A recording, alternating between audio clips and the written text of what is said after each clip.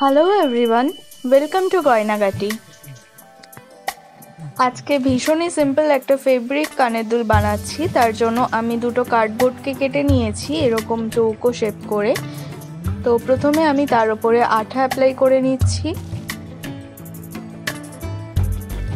আঠাটাকে ভালোভাবে স্প্রেড করে দিলাম হাতের সাহায্যে। এবারে কাপড়ের ওপরে এই কার্ডবোর্ডটাকে বসিয়ে দিলাম। একই প্রসেসে আমি অন্য আরেকটা কার্ডবোর্ডেও আঠা অ্যাপ্লাই করে সেটাকে ওই কাপড়ের সাথে অ্যাটাচ করে দেব। সবসময় চেষ্টা করবেন ফেব্রিক জুয়েলারি বানানোর সময় যে কাপড়টা ইউজ করা হচ্ছে সেটার কোয়ালিটি যেন খুব ভালো হয়। এবারে আমি অতিরিক্ত কাপড়টাকে কেটে বাদ দিয়ে দিচ্ছি।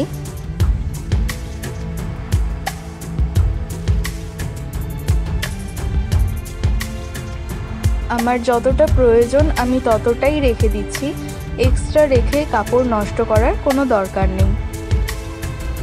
আর একটা বেস থেকেও আমি অতিরিক্ত কাপড়ের টুকরোটাকে বাদ দিয়ে দিলাম।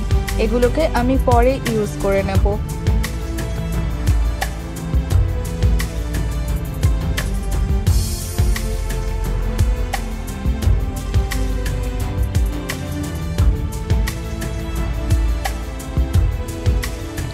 ওকে, সো দুটো কাপড় আমার শেপ করে নেওয়া হয়ে গেছে। এবারে এই অংশগুলোকে আমি ফোল্ড করে নেব এই কার্ডবোর্ডের সাথে। তার জন্য আমি ফেভিক্রিলের ফেব্রিক গ্লু ইউজ করছি।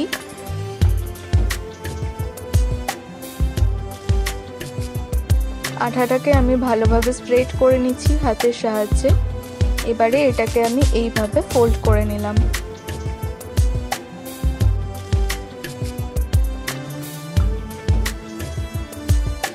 এই ধরনের কাপড়গুলোতে সুতো উঠে যাওয়াটা একটা খুব বড় সমস্যা। সেই ক্ষেত্রে একদম শেষে এই কোণার দিকগুলোতে বা ধারের যে সুতো ওঠার দিকগুলো আছে সেইগুলোতে আঠা অ্যাপ্লাই করে দিলে পরবর্তীকালে আর কখনো সুতো উঠবে না। যাই হোক, আমি এই একই প্রসেসে চারটে দিকেই আঠা অ্যাপ্লাই করে সেগুলোকে ফোল্ড করে নিলাম। দেখুন, আমার একটা বেস তৈরি হয়ে গেছিল। একদম একইভাবে আমি আরেকটা বেসও তৈরি করে নিয়েছি।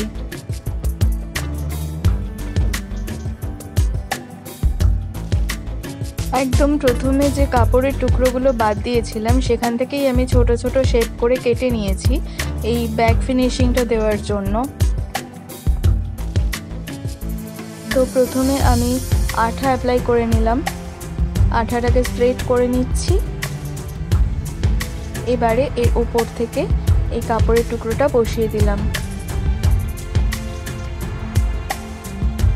কাপড়ের টুকরোটার বর্ডারগুলোতে আমি আঠা অ্যাপ্লাই করে দিলাম যাতে ভবিষ্যতে এর থেকে সুতো না ওঠে। এরপর এটাকে আমি শুকিয়ে নেব। এই আঠাটা শুকানোর মতো ওয়েট করব। একই প্রসেসে আমি অন্য আর একটা বেসেও ব্যাক সাইডে কাপড় অ্যাটাচ করে নিলাম। নেক্সট প্রসেসে আমি নিয়েছি একটা বড় সাইজের সেফটি পিন। এটা দিয়ে আমি এই ওপরের দিকটায় একটা ছিদ্র করে নিচ্ছি।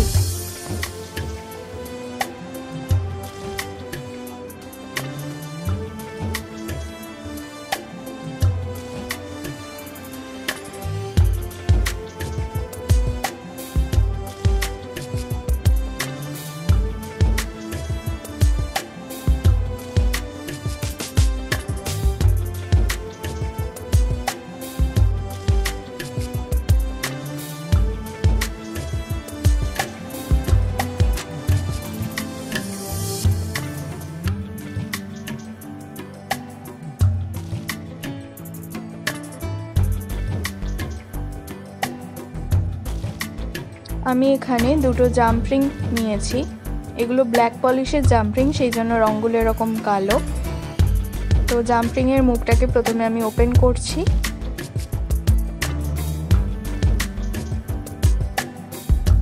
এবারে ছিদ্রটার মধ্যে থেকে জাম্পরিংটাকে এফোর ওফোর করে বের করে নিচ্ছি। এবারে এর মধ্যে থেকে আরেকটা জাম্পরিং আমি অ্যাড করে নিলাম। তারপরে জাম্পরিংয়ের মুখটাকে ভালোভাবে চেপে ক্লোজ করে দিচ্ছি।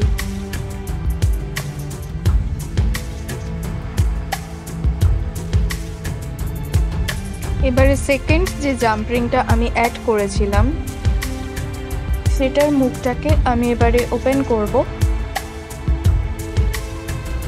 এর মধ্যে থেকে আমি ইয়াররিং হুকটাকে অ্যাড করে নিচ্ছি। এবারে সেকেন্ড জাম্প রিং এর মুখটাকেও ভালোভাবে চেপে ক্লোজ করে নিচ্ছি, সিকিউর করে নিচ্ছি।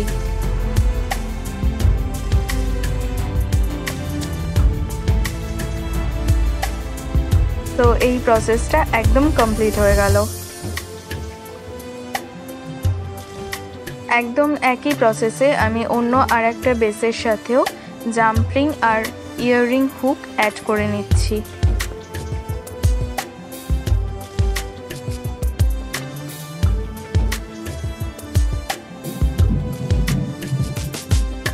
এবারে আমি নিয়েছি দুটো চামচ, এগুলো ব্ল্যাক পলিশেরই চামচ। এর সাথে আমি নিলাম ফেভিক্রিলের ফেব্রিক গ্লু। তো চামচের ব্যাক সাইডে আমি ভালো মতো আঠা অ্যাপ্লাই করে নিচ্ছি প্রথমে।